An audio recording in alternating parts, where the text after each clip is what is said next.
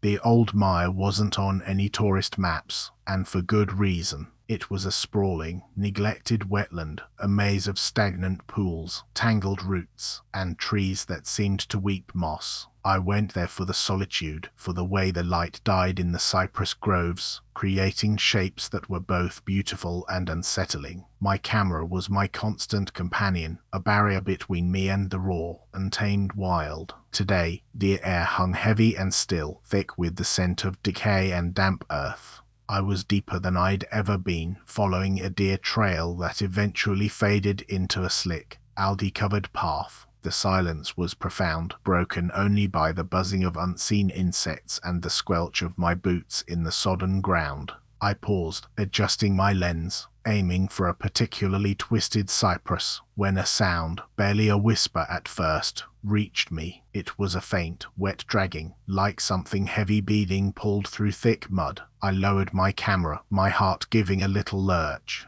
It was too regular, too deliberate to be an animal. I told myself it was just the wind, or perhaps a beaver dragging branches. But there was no wind. Not a breath stirred the Spanish moss hanging from the ancient trees. The dragging sound grew infinitesimally louder, and a new element entered it, a soft, rhythmic squishing, followed by a faint, wet click. I froze, my hand tightening on my camera strap. My instincts, usually dulled by city life, were screaming at me. This wasn't a beaver. This wasn't natural. I backed up slowly, trying to keep my footsteps quiet on the spongy earth, my eyes scanning the dense undergrowth. The sound seemed to be coming from a particularly dark, overgrown section to my right, where the trees grew so close their branches interlocked, forming a shadowy wall. A low, throaty rumble, like a distant stomach growl, vibrated through the air. It was a sound that didn't belong in any forest I knew.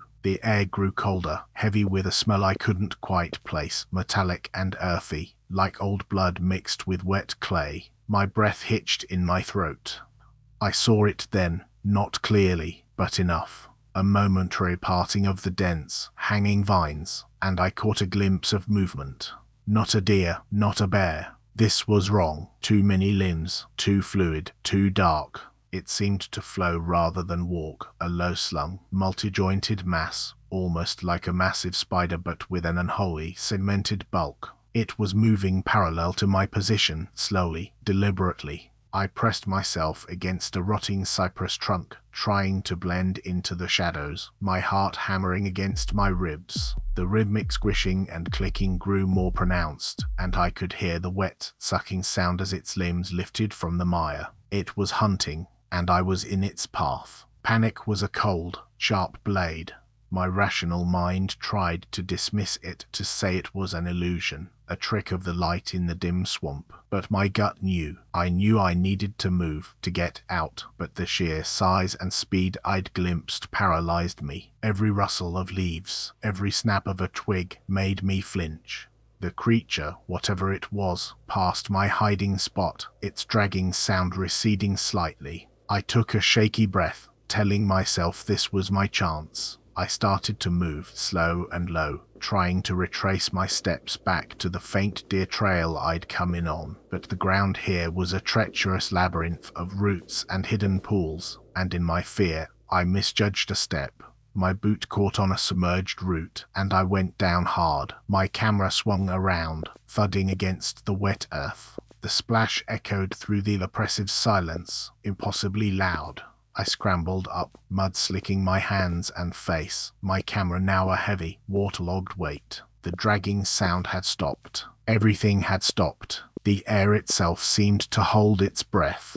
Then, a new sound, closer this time, a low, wet snuffling, like a bloodhound on a scent, followed by a series of soft, rapid clicks that were too high-pitched for any animal I knew. It was coming back. I could feel its gaze, heavier and unseen, piercing through the dense foliage. I ran, not a slow, careful retreat, but a clumsy, desperate scramble through the mire, my lungs burning, my every step a desperate attempt to outrun the unseen horror. I didn't know where I was going, only that it had to be away from that. The snuffling grew louder, closer, now accompanied by a terrifying, wet slurping sound. as if it were tasting the very air I disturbed. I heard the unmistakable squelch of its immense weight just behind me. A branch snapped with a sickening crack, far too easily for any normal creature.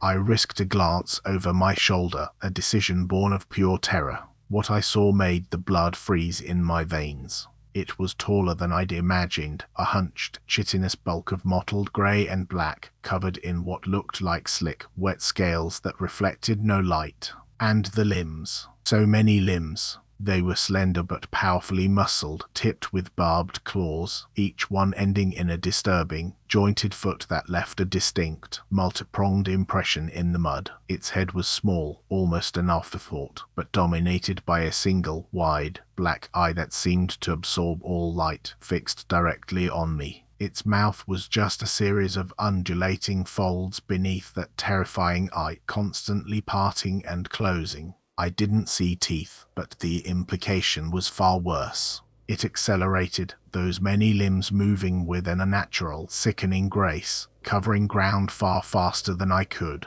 I could feel the vibrations of its approach through the very earth. My breath tore in my throat, every muscle screaming. I saw a narrow gap between two ancient cypress trees, leading to what looked like slightly firmer ground. It was my only chance. I lunged, throwing myself forward, scraping my skin on bark and roots. Just as I squeezed through, I felt a searing pain rip through my calf. One of its barbed claws had caught my leg, tearing through my pants and flesh. I stumbled, but the shock of pain spurred me on. I pushed through the gap, onto slightly higher, less marshy ground, then collapsed, scrambling to put distance between myself and an opening. The creature couldn't fit through. It was too wide, its bulk too immense. I lay there, gasping, clutching my bleeding leg, listening as it slammed its body against the trees, trying to force its way through. It screeched, a sound like grinding stone and tearing metal, a sound that would haunt my nightmares forever.